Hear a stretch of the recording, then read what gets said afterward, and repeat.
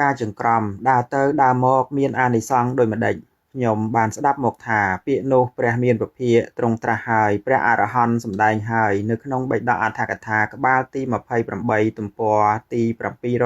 766ចាំងកមសូត្រទី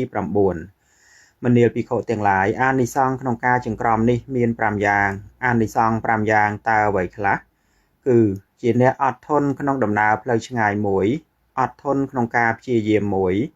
មិនមានជំងឺមួយភោជនដែលបរិភោគផឹកទំពាស៊ីលិតភ្លក់ហើយរមែងរលួយដោយស្រួលមួយសមាធិដែលកើតអំពីការចង្ក្រមរមែងតាំងនៅអស់កាលយូរមួយ